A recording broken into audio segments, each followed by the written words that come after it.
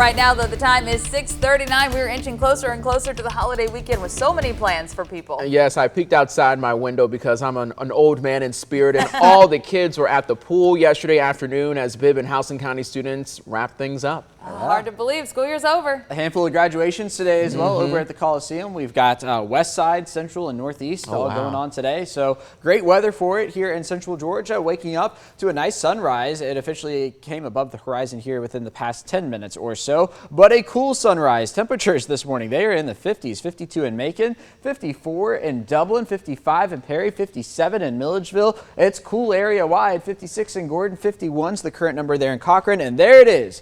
I said I wouldn't be surprised to see a 40-degree temperature, and we've got it this morning down in Eastman at 48. Now, the radar picture is quiet, a difference from what we've seen the past several mornings, right? The low clouds, the sprinkles that we've been dealing with, that is all gone, and we're waking up to much more clear conditions across Central Georgia. 52 in Macon, 56 in Charlotte, 59 in Chattanooga. So we are among the coolest on the board this morning thanks to that northeasterly breeze. Now, we are going to still look at partly cloudy skies through the afternoon, temperatures into the 70s and even low 80s in a handful of spots today. And then once we get to tomorrow, starting off cool once again, although I don't think we're going to be as cool as we are this morning thanks to just a bit of an increase in cloud cover. But that's going to be thanks to a low pressure system that's coming on shore along the Carolina coast. Now, as it comes ashore, we are going to be looking at scattered showers out near the Savannah River and closer to the Augusta area. But it would not surprise me to see one or two, maybe even 5 or 6 of them make their way towards Hancock County, Washington County, and even Johnson County as we get into early Saturday morning and then through the day on Saturday.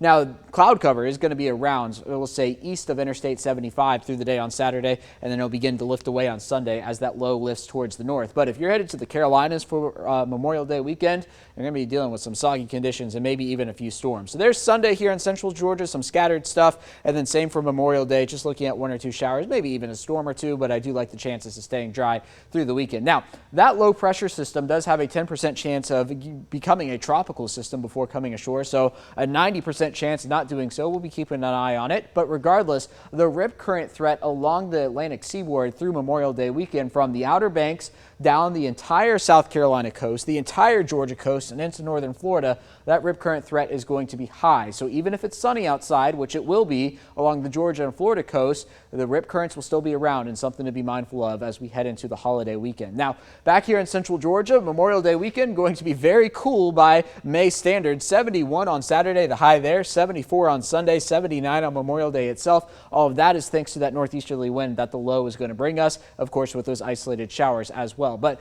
a handful of graduations today, 10, 1, and 4 over at the Coliseum. Look for our temperatures in the 70s to warm into the 80s. 81 will be our high, and that is still cool for the end of May, with our average high being right around 88. So there's the 7-day forecast. Again, going to go through a cool stretch through Memorial Day weekend with a 20% chance of rain each day, back to the mid-80s by the middle part of next week. Now, Memorial Day marks the unofficial start of summer. Students may be out of the classroom, but they do stay busy. You might want to take them to the pool, go boating, or swim in the river, or even the ocean. We'll throw sports in the mix as well. It's a fun time of year, no doubt about it, but it can be dangerous too. And that's why we've put together a summer safety special. We're exploring the different topics from rip currents to mosquitoes, snakes, and heat illnesses, all to help keep you and your family safe this summer. Watch the 30-minute special tomorrow at 5:30 right here on 13 WMAZ.